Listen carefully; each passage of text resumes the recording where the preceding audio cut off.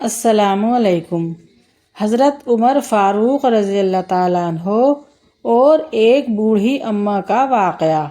حضرت عمر فاروق رضی اللہ تعالیٰ عنہ مدینے کی گلیوں میں رات کے وقت چکر لگاتے تھے کہ کوئی پریشان تو نہیں ہے، کوئی مصیبت میں تو نہیں ہے۔ ایک رات 2 گلیوں کے چکر رہ گئے تو صبح فجر کی نماز کے بعد نقاب ڈال کر 2 گلیوں کے چکر لگانے نکل گئے تو کیا دیکھتے ہیں، ایک چھوٹا سا چھپر ہے، یعنی ایک جھونپڑی ہے چھوٹی سی، اور اس میں ایک بوڑھی اماں بیٹھی ہے۔ حضرت عمر فاروق رضی اللہ تعالیٰ عنہ گزرنے لگے تو بوڑھی اماں کو پریشان دیکھ کر کہا، اماں جی اجازت ہو تو اندر آ جاؤں؟ بوڑھی اماں کہنے لگیں، چل دوڑ جا، اپنا کام کر، کیوں اجازت دوں؟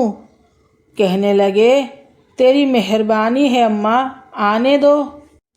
بڑی منت کے بعد اماں مانی۔ حضرت عمر رضی اللہ تعالیٰ عنہ اندر گئے اور کہا، اماں کیوں پریشان ہے؟ کہنے لگی، تمہیں کیوں بتاؤں، میرا اپنا دکھ ہے۔ کہا، اماں بتا دے، تیری مہربانی۔ اماں کہنے لگی، میں ایک بیوہ ہوں، بے اولاد ہوں، کوئی میرا سہارا نہیں، مجھے عمر سے بڑی شکایت ہے، میرے اوپر 25 دینار کا قرضہ چڑھ گیا ہے اور 3 دن ہو گئے میں نے روٹی نہیں کھائی اور عمر نے میری خبر نہیں لی۔ حضرت عمر فاروق رضی اللہ تعالیٰ عنہ کہنے لگے، اماں عمر سے شکوہ ہے؟ کہنے لگی، ہاں۔ تو حضرت عمر نے کہا، اماں عمر کو کیا پتہ کہ تو بھوکی ہے اور مقروض ہے، اسے کیا خبر؟ تو اماں کہنے لگیں، کیا کہا تم نے؟ عمر کو خبر نہیں، اسے پتہ نہیں، تو عمر سے کہہ حکومت چھوڑ دے اور حکومت اس کے حوالے کر دے جو خبر رکھ سکتا ہے۔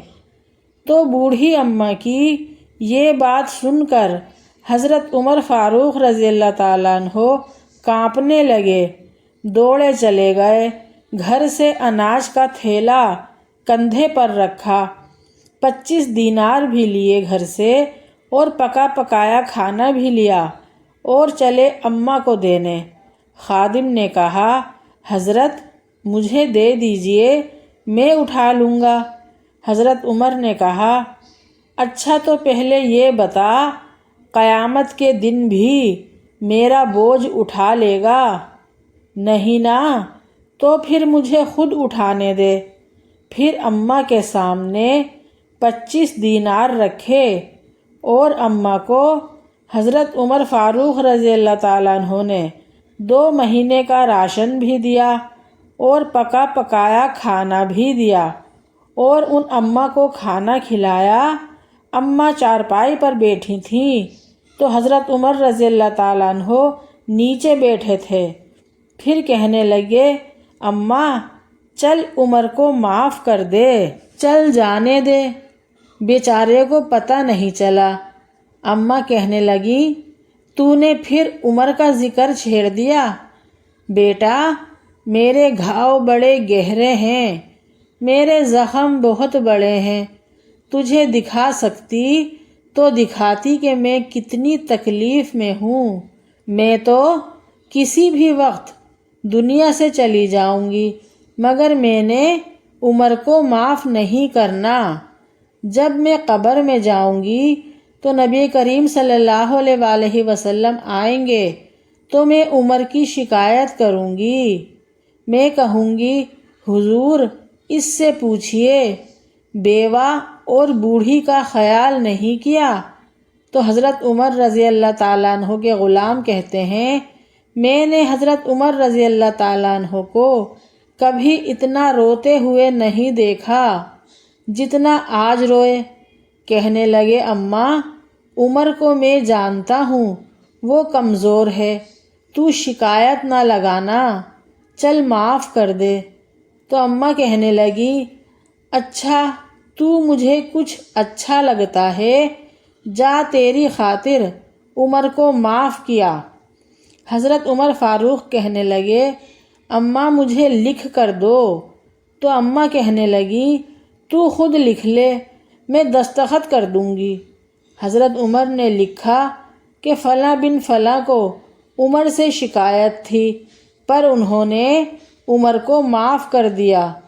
اماں دستخط کرنے ہی والی تھی کہ حضرت علی رضی اللہ تعالیٰ عنہ آ گئے اور حضرت عبداللہ ابن مسعود بھی آ گئے اور کہنے لگے عمر یہاں بیٹھے ہو؟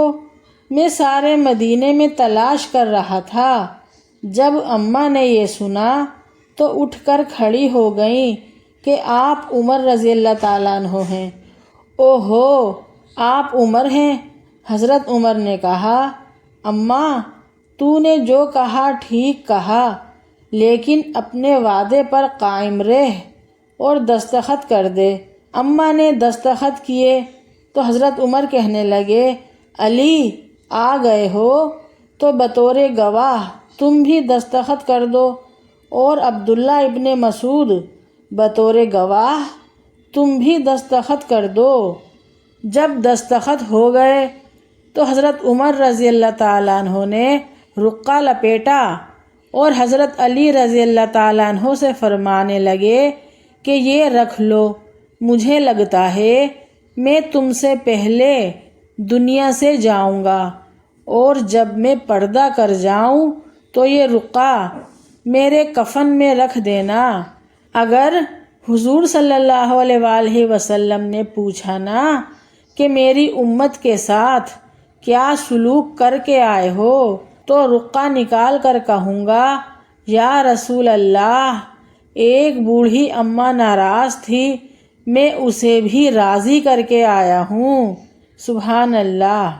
یہ وہ صحابہ ہیں حضرت عمر فاروق رضی اللہ تعالیٰ عنہ جو اسلام قبول کرنے سے پہلے بہت ظالم سمجھے جاتے تھے، بہت سخت سمجھے جاتے تھے، مگر اسلام لانے کے بعد جب حکومت ہاتھ میں آئی، 22 لاکھ مربع میل کے حاکم بنے، تو بوری میں راشن ڈال کر گلیوں میں گشت کرتے تھے کہ کوئی بھوکا سو گیا تو قیامت کے دن میرا گریبان نہ پکڑا جائے، کیونکہ ان کو پتہ ہے جب اللہ نے مجھے پیدا کیا اور اتنی بڑی حکمرانی دی تو مجھ سے حساب بھی لے گا۔ حضرت عمر رضی اللہ تعالیٰ عنہ وہ ہیں جن کے لیے رسول اللہ صلی اللہ علیہ وآلہ وسلم نے فرمایا اگر میرے بعد کوئی نبی ہوتا تو وہ عمر ہوتے۔ حضرت عمر رضی اللہ تعالیٰ عنہ وہ ہیں جنہیں دیکھ کر شیطان بھی اپنا راستہ بدل لیتا تھا۔ حضرت عمر رضی اللہ تعالیٰ عنہ وہ ہیں جن کی بہادری دیکھ کر یہودی یہ کہنے پر مجبور ہو گئے اگر 10 برس اور حکومت کرتے تو پوری دنیا میں کریم آقا صلی اللہ علیہ وآلہ وسلم کا حکم نافذ کروا دیتے۔ حضرت عمر رضی اللہ تعالیٰ عنہ وہ ہیں جو آج ہمارے کریم آقا صلی اللہ علیہ وآلہ وسلم کے مبارک قدموں میں آرام فرما رہے ہیں، اور حکمران بننے کے بعد حضرت عمر رضی اللہ تعالیٰ عنہ کا خوف۔ حضرت عمر فاروق رضی اللہ تعالیٰ عنہ کی بیوی کہتی ہیں حضرت عمر رضی اللہ تعالیٰ عنہ بستر پر سونے کے لیے لیٹتے تو نیند اڑ جاتی تھی، بیٹھ کر رونا شروع کر دیتے تھے۔ میں پوچھتی اے امیر المومنین کیا ہوا؟ وہ کہتے مجھے محمد صلی اللہ علیہ وآلہ وسلم کی امت کی خلافت ملی ہے، اور ان میں مسکین بھی ہیں اور ضعیف بھی ہیں، یتیم بھی ہیں اور مظلوم بھی ہیں۔ مجھے ڈر لگتا ہے اللہ تعالیٰ سے، اللہ تعالیٰ مجھ سے ان سب کے بارے میں سوال کریں گے۔ اگر مجھ سے کوتاہی ہوئی تو میں اللہ اور اس کے رسول صلی اللہ علیہ وآلہ وسلم کو کیا جواب دوں گا؟ سیدنا عمر فاروق رضی اللہ تعالیٰ عنہ کہتے تھے، اللہ کی قسم، اگر دجلہ کے دور دراز علاقے میں بھی کسی خچر کو راہ چلتے ٹھوکر لگ گئی تو مجھے ڈر لگتا ہے کہیں اللہ تعالیٰ مجھ سے یہ سوال نہ کریں کہ اے عمر، تو نے وہ راستہ ٹھیک کیوں نہیں کرایا تھا؟ اللہ اکبر۔ حضرت عمر رضی اللہ تعالیٰ عنہ نبی اکرم صلی اللہ علیہ وآلہ وسلم کی مراد ہیں، عشرہ مبشرہ میں شامل ہیں، اسلام کے دوسرے خلیفہ ہیں اور نبی صلی اللہ علیہ وآلہ وسلم کے سسر بھی ہیں۔ آپ انصاف پسند حکمران تھے اور فاروق کا لقب ملا۔ حضرت عمر رضی اللہ تعالیٰ عنہ کے اسلام لانے کے بعد سب سے پہلے مسلمانوں نے کھل کر مسجد الحرام میں نماز ادا کی۔ حضرت عمر فاروق رضی اللہ تعالیٰ عنہ وہ ہیں جنہوں نے اسلام قبول کرنے کے بعد کہا، بلال، آج اذان چھپ کر نہیں بلکہ کعبے کی چھت پر کھڑے ہو کر دینا تاکہ لوگوں کو پتہ چل سکے کہ عمر اسلام قبول کر چکا ہے۔ سبحان اللہ۔ اور کئی موقعوں پر جب حضرت عمر رضی اللہ تعالیٰ عنہ کوئی تجویز پیش کرتے یا کوئی بات کرتے تو اللہ تعالیٰ نے اس بات کی تصدیق قرآنی آیات میں نازل فرمائی ہے۔